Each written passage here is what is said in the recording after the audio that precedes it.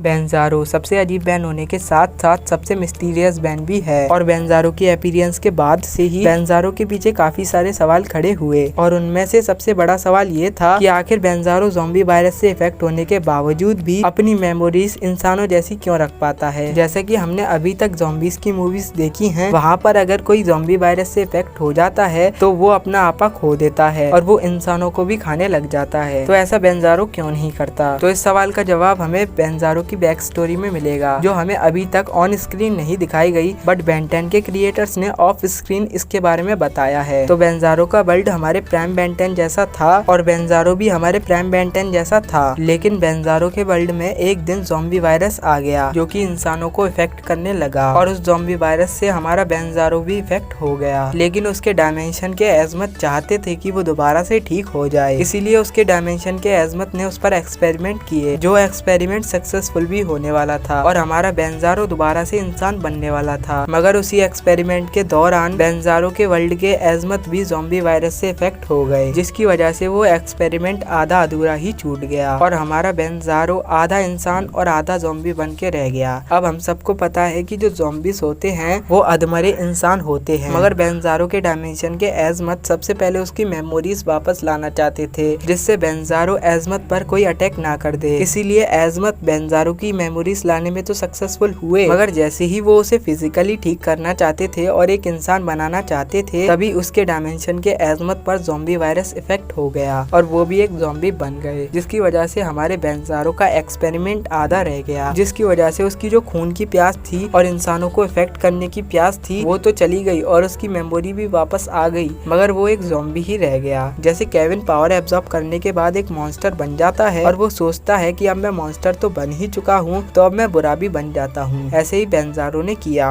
और बेंजारो बैड बेंस की टीम में आ गया। तो ये था बेंजारो से आपका सबसे बड़ा सवाल। और एक और भाई मेरे से सवाल करते रहते हैं बार बार कमेंट सेक्शन में कि भाई ओमनीट्रिक्स का पावर सोर्स क्या है। ओमनीट्रिक्स में एक लिमिटर लगा हुआ है, जिसकी वजह से वो बैन को 10 मिनट के लिए ही एलियंस में ट्रांसफॉर्म करती है और फिर वो बाद में जाकर बैन को नॉर्मल कर देती है और 5 मिनट बाद वो दोबारा से एक्टिव हो जाती है और बैन को दोबारा से एलियंस में ट्रांसफॉर्म करने लग जाती है। और ओमनीट्रिक्स के सारे एलियंस के डीएनए प्राइमस प्लैनेट पर सेव्ड हैं, जो कि ओमनीट्रिक्स से कनेक्टेड है और एजमत के जो डीएनए कलेक्टर्स होते हैं वो प्राइमस प्लैनेट पर एलियंस के डीएनए लाते हैं। तो आई होप आपके सवाल क्लियर हो गए होंगे बेंजारो और ओमनीट्रिक्स से रिलेटेड। तो आज की इस वीडियो में बस इतना ही। अगर वीडियो आपको पसंद आई है तो वीडियो को लाइक कर दो, चैनल को सब्सक्राइब करके बेल आइकन को प्रेस कर दो और अगर आपका और भी कोई सवाल हो तो नीचे कमेंट सेक्शन में पूछ लेना।